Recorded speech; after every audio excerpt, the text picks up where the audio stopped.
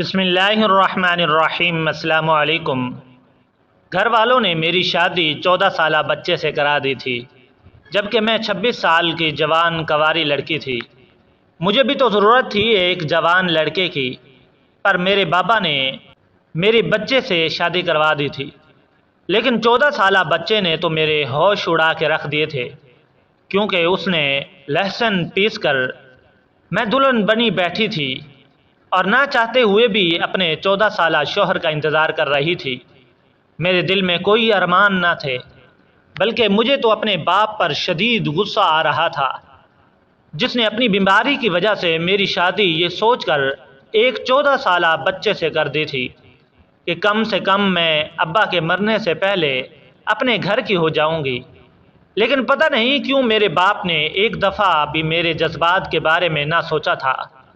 ایک 14 سال کا بچہ مجھ جیسی 26 سال نوجوان لڑکی کو کیسے خوشی دے سکتا تھا؟ میں جوان تھی اور خوبصورت تھی۔ بہت سے لڑکے تھے جو مجھ سے شادی کی خواہش مند تھے، لیکن میرے باپ نے یہ 14 سالہ بچے کو میرے لیے چن کر میری زندگی برباد کر دی تھی۔ نہ ہی ابا نے میرے جذبات کی پرواہ کی تھی اور نہ ہی میری خواہشات کا کوئی خیال رکھا تھا۔ یہی سوچ سوچ کر میرا سر پھٹ رہا تھا، میں اس بے جوڑ رشتے کے ساتھ ساری زندگی کیسے گزاروں گی؟ میرے پاس تو واپسی کا بھی کوئی راستہ نہیں تھا۔ ابا مجھے رخصت کر کے خود تو مطمئن ہو گیا تھا، لیکن مجھے ایک ایسی جلتی ہوئی آگ میں جھونک گیا تھا جس میں شاید میں ساری زندگی ہی جلنے والی تھی۔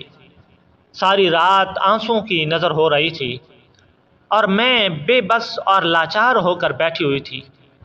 میں اپنی ہی سوچوں میں گم تھی کہ کمرے کا دروازہ کھلا۔ مجھے لگا تھا کہ میرا شوہر آیا ہوگا، لیکن ایک 20 سال کی لڑکی میرے پاس چل آئی۔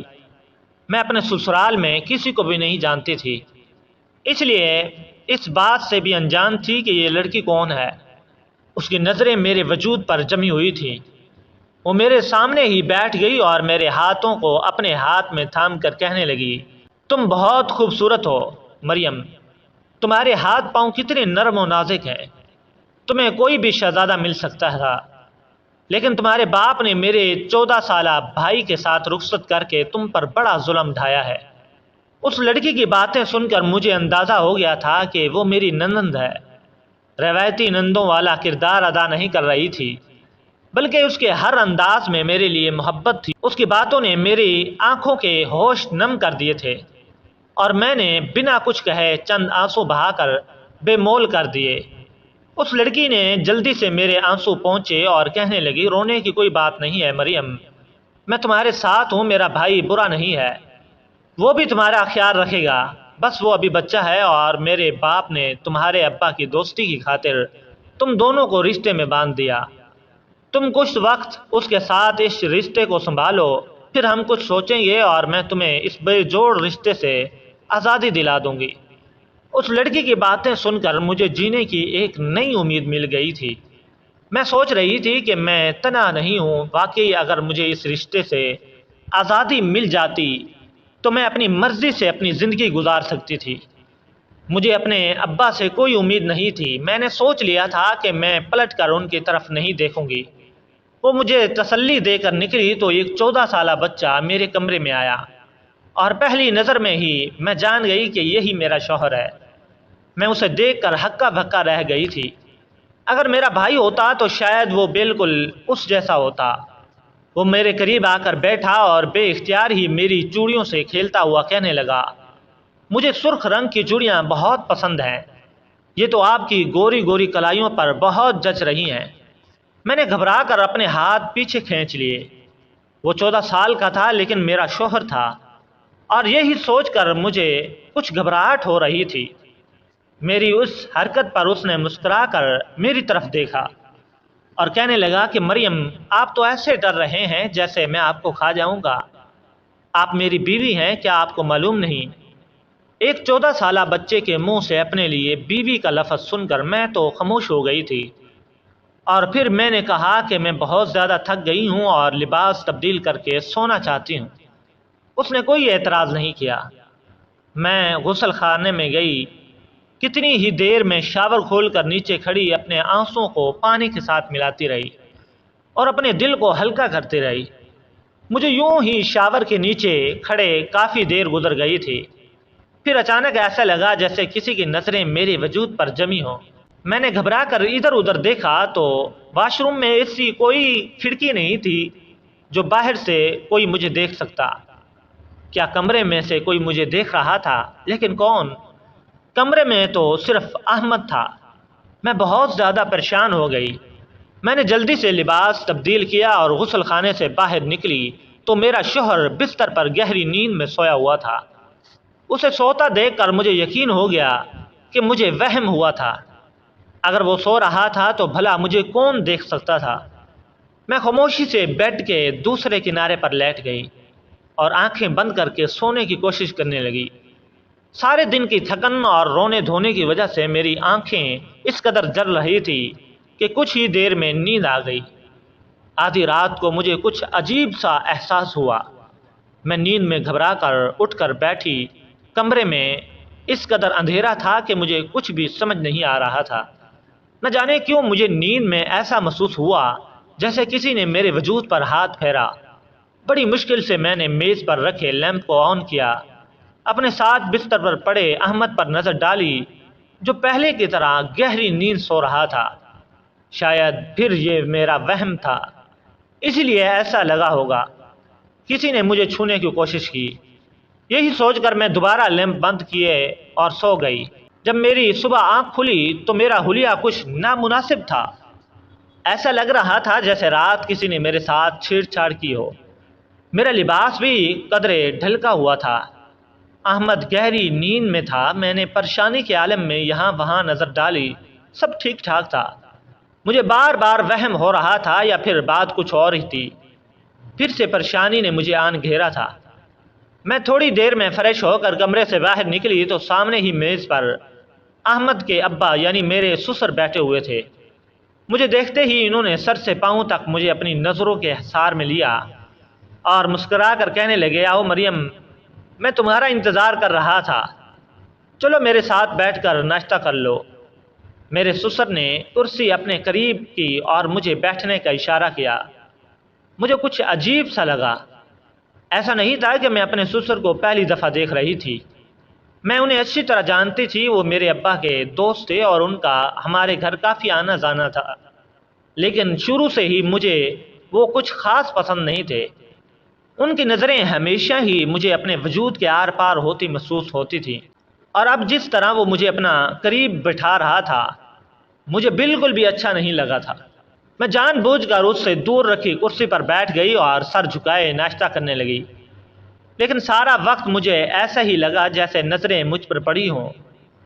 کچھ ہی دیر میں میری ننند بھی آ گئی اور میرے برابر ہی بیٹھ کر میری خوبصورتی کی تعریفیں کرنے لگی۔ پھر اپنے ابا کے سامنے اس نے بڑے شرارتی انداز میں مجھ سے پوچھا، کل رات احمد نے تمہیں تنگ تو نہیں کیا؟ مجھے اس سے اس سوال کی امید ہرگز نہیں تھی۔ میں ایک دم ہی شرمندہ ہو گئی اور میری نظر جیسے ہی میرے سسر پر پڑی ان کے چہرے پر بھی مسکراہٹ تھی۔ مجھے لگا کہ میں دوبارہ سر نہیں اٹھا سکوں گی۔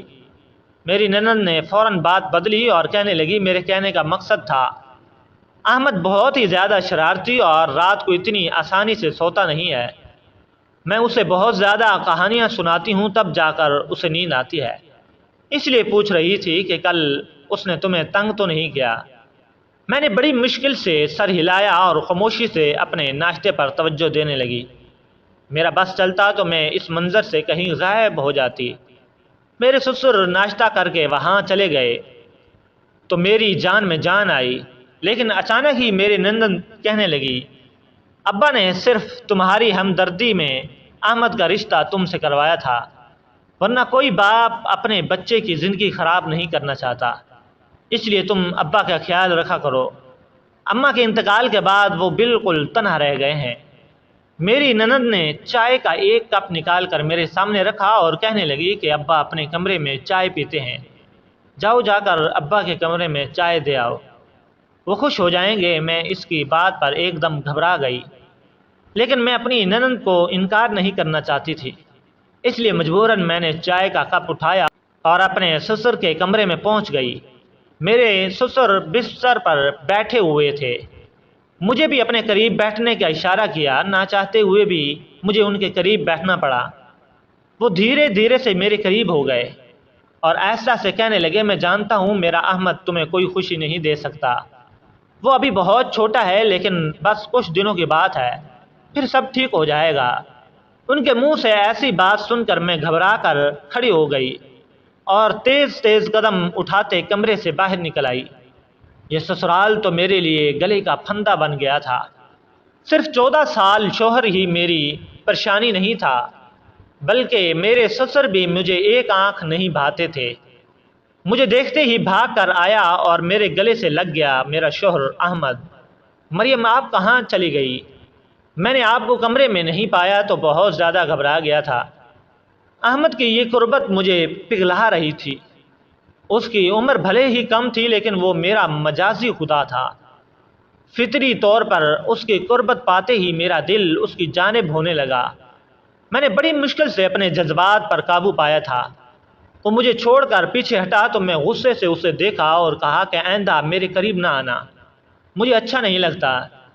میری بات پر اس کے چہرے کا رنگ بدل گیا اور اس سے پہلے وہ کچھ کہتا میری ننند چلی آئی اور احمد پر غصہ کرنے لگی۔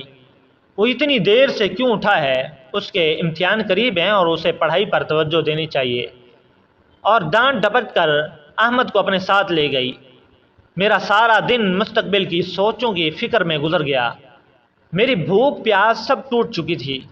رات کے وقت میری ننند دودھ کا گلاس اٹھائے میرے کمرے میں آ گئی۔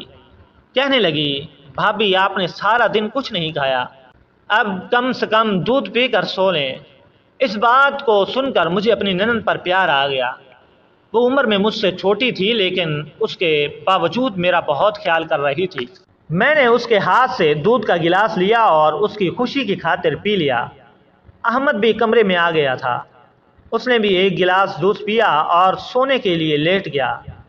ایسا لگ رہا تھا جیسے وہ مجھ سے ناراض ہو۔ اس نے ایک نظر بھی میری طرف نہیں دیکھا تھا۔ میں بھی سکون سے سونے کے لیے لیٹ گئی، اور جب اگلی صبح میری آنکھ کھلی تو بستر کی چادر نیچے پھٹی پڑی تھی۔ احمد بستر پر کہیں نظر نہیں تھا۔ میری حالت کافی غیر ہو رہی تھی۔ میں رات کو صحیح لباس پہنے ہوئی تھی، لیکن اس وقت میرا لباس کندھے پر سے پھٹا ہوا تھا، جیسے کسی نے زور آزمائی کی ہو۔ میں نے پریشانی کے عالم میں احمد کو دیکھا تو وہ بیڈ سے نیچے پڑا ہوا تھا، شاید نیند کے عالم میں نیچے گر گیا تھا۔ لیکن پھر بستر کی ایسی حالت کس نے کی تھی؟ اور میرے لباس کیسے پھٹا تھا، چاک ہوا؟ مجھے کچھ بھی سمجھ نہیں آ رہا تھا۔ میں نے جلدی سے اٹھ کر اپنا لباس تبدیل کیا اور بستر کی حالت بہتر کر کے احمد کو ہلایا تو وہ گہری نیند میں بمشکل آنکھ کھول کر مجھے دیکھنے لگا۔ میں نے اسے بستر سے واپس کیا، اسے بستر پر بٹھایا اور خود بھی بستر پر بیٹھ گئی۔ دونوں ہاتھوں کی انگلیاں آپس میں الجھائی پریشانی کے عالم میں بیٹھی ہوئی تھی۔ یہ سب کیا ہو رہا تھا؟ احمد ایک 14 سالہ بچہ تھا اور مجھے یقین تھا کہ وہ میرے ساتھ کوئی ایسی ویسی حرکت نہیں کر سکتا، لیکن اگر احمد نے میرے ساتھ کچھ غلط نہیں کیا تو پھر یہ سب کیسے ہو رہا تھا؟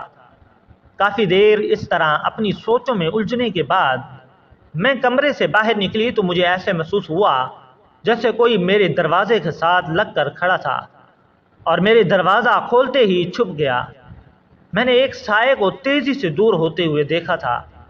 اس بات نے میرے شک کو یقین میں بدل دیا۔ یہ سوچ کر میرے قدموں تلے زمین نکل گئی تھی۔ اس گھر میں احمد کے علاوہ اگر کوئی مرد تھا تو وہ میرا سسر تھا۔ میں سوچ بھی نہیں سکتی تھی کہ کوئی باپ اپنے بیٹے کی بیوی کے ساتھ غلط حرکت بھی کر سکتا ہے۔ میں اپنے شوہر کے گھر میں خود کو غیر محفوظ تصور کر رہی تھی۔ واش روم سے نکل کر ننند میرے پاس آئی اور میرے چہرے کی اڑے ہوئے رنگ دیکھ کر کہنے لگی، بھابھی سب خیر تو ہے؟ کیا ہوا؟ آپ کیوں پریشان کھڑی ہیں؟ میں نے ڈرتے ڈرتے ہوئے اس کو بتایا کہ مجھے ایسا لگ رہا تھا جیسے کوئی میرے ساتھ دروازے کے ساتھ کھڑا ہوا ہے یا پھر اندر جھانکنے کی کوشش کر رہا ہے۔ میری بات سن کر وہ بھی حیران ہوئی۔ کہنے لگی، ابا تو صبح سے ڈاکٹر کی طرف گئے ہوئے ہیں اور احمد آپ کے کمرے میں ہے، میں کھانا تیار کر رہی ہوں۔ آپ کو یقیناً کوئی وہم ہوا ہے۔ میں نے اس کو یقین دلانے کی کوشش کی، میں نے خود کوئی سایہ دیکھا تھا، لیکن اس کو میری بات پر یقین نہ آیا۔ وہ یہی کہہ رہی تھی کہ گھر میں اس کے علاوہ کوئی اور نہیں ہے۔ احمد کو امتحانات سے ایک ہفتہ پہلے ہی اسکول کی چھٹیاں ملی تھی۔ میری نند اسما مجھے بتانے لگی کہ وہ پڑھائی میں بہت تنگ کرتا ہے اور اب مجھے اسے پڑھانا چاہیے۔ میں نے آہستہ آہستہ اپنی ذمہ داریاں اٹھانی شروع کی اور احمد کو بھی پڑھانے لگی۔ میری زیادہ تر یہی کوشش ہوتی کہ میں اپنے کمرے میں رہوں اور اپنے سسر کے ساتھ بات چیت نہ کروں۔ پتہ نہیں کیوں مجھے ان سے خوف محسوس ہوتا تھا۔ دن تیزی سے گزرتے چلے جا رہے تھے۔ احمد کے ساتھ میری کافی اچھی دوستی ہو گئی۔ وہ میرے قریب بھی آتا تو مجھے گھبراہٹ یا بے چینی نہ ہوتی۔ میں محبت سے اس کے ساتھ پیش آتی۔ ایک بن ماں کا بچہ تھا اور یہی سوچ کر میں آہستہ آہستہ اس کا خیال رکھنے لگی تھی۔ شادی کے بعد چند دن ہی مجھے کچھ غیر معمولی سے حرکت احساس ہوا، لیکن اب ایسا کچھ بھی نہیں تھا، اس لیے میں پرسکون ہو کر اپنی نئی زندگی گزار رہی تھی۔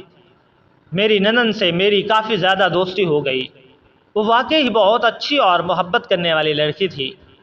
اس نے میرا خیال رکھنے اور دل جوئی کرنے میں کوئی کسر نہ چھوڑی۔ دوسری طرف احمد بھی عام بچوں جیسا نہیں تھا، بلکہ وہ مجھے اپنی عمر سے بڑا اور ذمہ دار معلوم ہوتا تھا۔ میری شادی کو یہ تیسرا مہینہ تھا۔ میری طبیعت کچھ خراب رہنے لگی تھی۔ ہر وقت چکر سے محسوس ہوتے، کچن میں جاتی تو چیزوں کی خوشبو سے جی گھبرانے لگتا۔ یہ دیکھ کر طبیعت خراب ہونے لگتی تھی۔ شروع میں مجھے لگا کہ شاید یہ کمزوری اور گرمی کی وجہ سے ہے، لیکن پھر ہر گزرتے دن کے ساتھ میری طبیعت نڈھال ہوتی چلی گئی۔ جب میری نند نے میری طبیعت زیادہ خراب دیکھی تو زبردستی میرا ہاتھ پکڑ کر مجھے اپنے ساتھ ڈاکٹر کے پاس لے گئی۔ ڈاکٹر نے کافی سارے سوالات کرنے کے بعد الٹرا ساؤنڈ کرنے کے لیے بھیجا۔ پھر جب رپورٹ آئی تو میرے سر پر آسمان گرا پڑا، کیونکہ میں حاملہ ہو چکی تھی، اور یہی بات میرے لیے ناقابل یقین تھی۔ میرا شوہر ایک 14 سال کا بچہ تھا جس کے ساتھ میرا کوئی تعلق نہیں تھا۔ تو پھر میں کیسے حاملہ ہو گئی؟ میں نے گھبرا کر ڈاکٹر سے کہا، یقیناً آپ کو کوئی غلط فہمی ہوئی ہے۔ میری بات سن کر ڈاکٹر مسکرائے اور کہنے لگی، آپ کی نئی شادی ہوئی ہے نا، اس لیے خبر سن کر آپ تھوڑی پریشان ہو گئی ہیں۔ نہیں ہے یہ تو خوشی کی بات، آپ تو خدا کا شکر ادا کریں۔ شادی کے تیسرے ہی مہینے اللہ نے آپ کی جھولی بھر دی، اور ورنہ لوگ تو سالوں سال منتیں مرادیں اور نہ جانے کیا کیا کرتے رہتے ہیں، پھر بھی اولاد جیسی نعمت سے محروم رہتے ہیں۔ ڈاکٹر نے کچھ دوائیاں لکھ کر میرے ہاتھ میں پکڑا دی، پرچہ تھما دیا۔ میں حیران اور پریشان اپنی نند کے ساتھ باہر نکل آئی۔ اس کے چہرے کی ہوائیاں بھی اڑی ہوئی تھی اور زبان کو تالا لگ گیا تھا۔ میری آنکھوں میں آنسو آ رہے تھے۔ میں نے غصے سے اپنی نند سے کہا کہ یہ سب کیا ہو گیا ہے؟ میرے اور احمد کے درمیان تو ایسا کچھ بھی نہیں تھا، پھر میں کیسے حاملہ ہو سکتی ہوں؟ میں ہرگز بھی بدکار عورت نہیں ہوں۔ میری نند نے گہری نظر میرے وجود پر ڈالی اور بنا کچھ کہے مجھے گھر لے آئی۔ سارا راستہ وہ خاموش رہی تھی۔ مجھے لگ رہا تھا کہ میں اس کی نظروں میں قصوروار ہوں۔ مجھے ڈر تھا کہ اگر وہ بھی میرے کردار پر یقین نہیں کرے گی تو میں کہاں جاؤں گی؟ اپنے سسر سے تو مجھے ذرا بھی امید نہیں تھی۔ کہیں یہ بچہ میرے سسر کا تو نہیں؟ یہ خیال آتے ہی میرے پیروں تلے زمین نکل گئی۔ میں اور اسما جیسے ہی گھر میں داخل ہوئے تو سامنے ہی میرے سسر بیٹھے تھے۔ انہیں معلوم تھا کہ ہم ڈاکٹر کے پاس گئے ہیں۔ مجھے دیکھتے ہی انہوں نے فوراً میری طبیعت کے بارے میں پوچھا۔ میری آنکھوں سے آنسو گرنے لگے تھے اور اسما اور میں سر پکڑ کر بیٹھ گئی، اور اس نے اپنے باپ کو میرے حاملہ ہونے کی خبر سنا ڈالی۔ مجھے لگا کہ میں شرم کے مارے زمین میں دھنس جاؤں گی۔ یہ بچہ ان کا تھا، تب میں کسی کو منہ دکھانے کے لائق نہیں رہوں گی۔ احمد بچہ ضرور تھا، لیکن اتنا چھوٹا بھی نہیں تھا کہ اسے لفظ حاملہ کا مطلب سمجھ نہ آتا۔ یہ سنتے ہی میرے سسر غصے میں اٹھ کھڑے ہوئے اور نفرت سے میری طرف دیکھتے ہوئے کہنے لگے کہ میں تمہیں بہت نیک اور پارسا سمجھ کر اپنے گھر بہو بنا کر لایا تھا۔ میں نے سوچا تھا کہ تمہارے مرتے ہوئے باپ کی آخری خواہش بھی پوری ہو جائے اور میرے بن ماں کے بچے کو سہارا مل جائے، لیکن تم نے تو ہمارے دامن پر داغ لگا دیا۔ یہ کس کا بچہ ہے؟ تم نے کس کے ساتھ گناہ کیا ہے؟ اس سے پہلے کہ میں کوئی جواب دیتی، احمد بیچ میں بول اٹھا اور کہنے لگا کہ ابا، میری بیوی ایسی نہیں ہے، آپ غلط سمجھ رہے ہیں۔ میں نے حیرت سے اس کی طرف دیکھا۔ وہ 14 سالہ بچہ آج میری حمایت میں اپنے باپ کے سامنے کھڑا ہو گیا تھا، جبکہ میں نے تو کبھی اسے پورے دل سے اپنا شوہر نہیں مانا تھا۔ احمد کے ابا غصے میں کہنے لگے، پھر تم بتاؤ، یہ بچہ ہے کیا تمہارا ہے؟ ان کے سوال پر وہ خاموش ہو گیا۔ میرے سسر غصے میں یہاں سے وہاں ٹہلنے لگے۔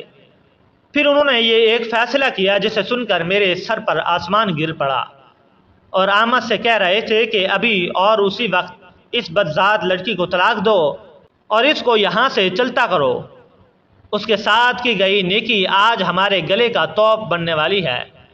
طلاق کا لفظ سنتے ہی میری چیخ نکل گئی، اور پھر ایک ایسی بات ہوئی کہ میری روح کانپ گئی۔ میری نند نے بتایا تھا کہ یہ بچہ کس کا ہے، اور اسی بات میں میرے قدموں تلے سے زمین نکل گئی تھی۔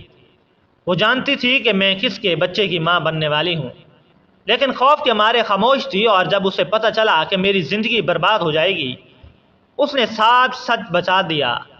وہ روتے ہوئے کہنے لگی کہ وہ ایک لڑکے کو پسند کرتی تھی، اور وہ لڑکا چھپ چھپا کر ملنے کے لیے آیا کرتا تھا۔ اسما نے اسے پورے گھر کی چابیاں دے رکھی تھی، لیکن جب میں رخصت ہو کر یہاں آئی تو شادی والی رات اس لڑکے نے مجھے دیکھ لیا اور میری خوبصورتی سے بہت زیادہ متاثر ہوا، لیکن اسما کو ہرگز بھی اندازہ نہیں تھا کہ اس کی نیت خراب ہے۔ اس لڑکے نے گھر کی چابیوں سے فائدہ اٹھا کر شادی کی رات میرے کمرے میں آ کر نہ صرف غسل خانے میں مجھے شاور لیتے دیکھا، بلکہ رات کو میرے ہی کمرے میں چھپ گیا اور موقع پا کر میرے ساتھ زبردستی کرتا رہا۔ لیکن میری آنکھ کھل گئی اور اسے اندازہ ہوا کہ میں کچی نیند سوئی ہوں۔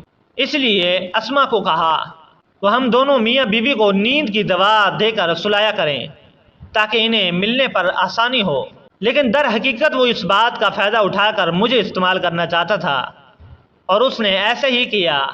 اسما کو کچھ ہی دنوں میں پتہ چل گیا کہ اس لڑکے نے اس کے ساتھ دھوکہ دے کر مجھے استعمال کیا ہے، اور اس بات پر ان دونوں کا جھگڑا ہو گیا تھا۔ وہ اس کو ہمیشہ کے لیے چھوڑ کر چلا گیا، لیکن جاتے جاتے میرے دامن میں داغ لگا گیا، اور آج میں اسی کے بچے کی ماں بننے والی ہوں۔ اس نے ہاتھ جوڑ کر معافی مانگی اور اپنے باپ سے التجا کی کہ اس کے گناہ کی سزا مجھے نہ دی جائے۔ اپنی بیٹی کا سچ جان کر میرے سسر کی جان نکل گئی تھی۔ احمد مجھے سہارا دے کر کمرے میں لے آیا اور اس نے مجھے تسلی دی کہ وہ میرا ساتھ دے گا اور مجھے کوئی تکلیف نہیں ہونے دے گا۔ میرے سسر نے اسما کو غصے میں کمرے میں بند کر دیا، لیکن وہ بیچاری تو خود دھوکے کا شکار ہو رہی تھی، اس لیے میں نے نہ صرف اسے معاف کر دیا بلکہ کچھ ہی عرصے میں اپنے سسر کو بھی اس بات کے لیے مجبور کیا کہ وہ بھی اسما کو معاف کر دے۔ احمد نے جس طرح میرا ساتھ نبھایا تھا، میں نے فیصلہ کر لیا تھا میں اپنی ساری زندگی اسی کے ساتھ گزاروں گی۔ خدا کا کرنا ایسا ہوا تھا کہ میرا بچہ اگلے ہی مہینے میں ضائع ہو گیا۔ پھر میں نے احمد کے ساتھ یہ اچھی زندگی گزارنی شروع کر دی۔ ہمارے ارد گرد اسما جیسی بہت سی لڑکیاں ہیں جو کچی عمر میں جھوٹی محبت میں پھنس کر نہ صرف اپنی بلکہ اپنے گھر والوں